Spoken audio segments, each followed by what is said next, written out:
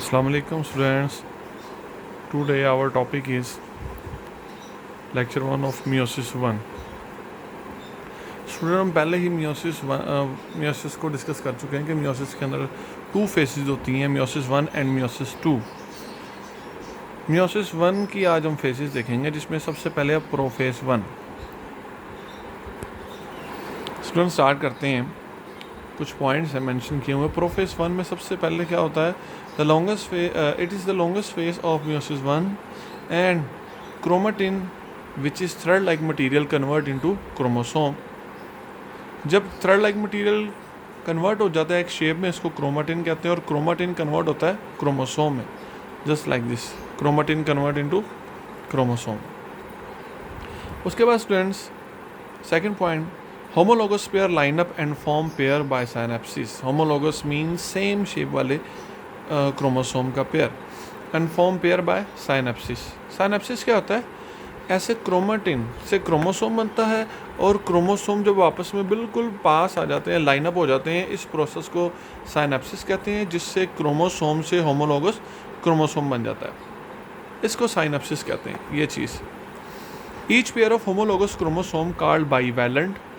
इसी शेप को हम बाईवैलेंट कहते हैं, यानी कि बाई मीन 2 क्रोमोसोम लाइनअप हैं लेंथ की फेज में, लेंथ की शेप में, इस तरह लाइनअप, इसको हम बाईवैलेंट भी कहते हैं.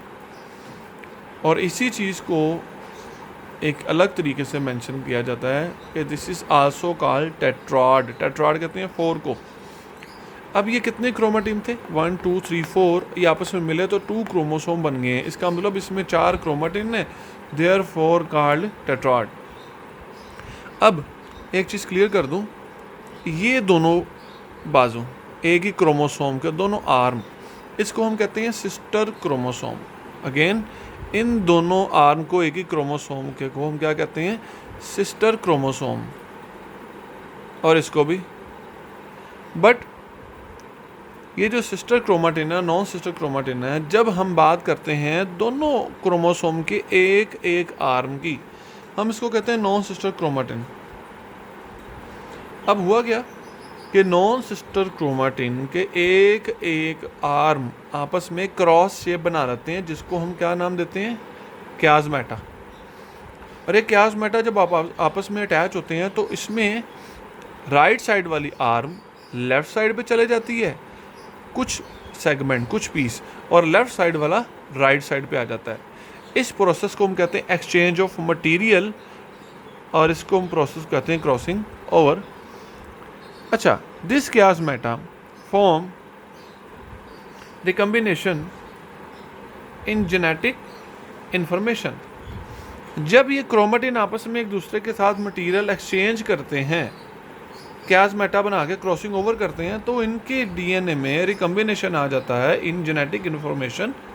But each pair remain bivalent, but रहते इस शेप में ही है, अलग होने के बाद, एक्सचेंज ऑफ मटेरियल के बाद ये दोनों.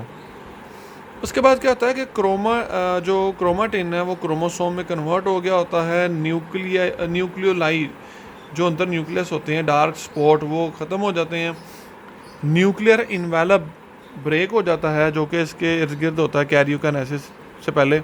और ईच सेंट्रियोल, जिसमें से स्पिंडल फाइबर निकलते हैं, वो अपने अपने पोल की तरफ, लाइक दिस, अपने अपने पोल की तरफ राइट और लेफ्ट मूव कर जाता है, और स्पिंडल फाइबर बनाकर एक लेफ़्ट साइड वाला सेंट्रियोल स्पिंडल फाइबर निकाल के लेफ़्ट साइड वाले काइनेटोकोर के साथ अटैच हो जाता है, यानी एक क्रोमोसोम के काइनेटोकोर के साथ, और राइट साइड वाला सेंट्रियोल का स्पिंडल फाइबर राइट साइड वाले क्रोमोसोम के काइनेटोकोर के साथ अटैच हो जाता है.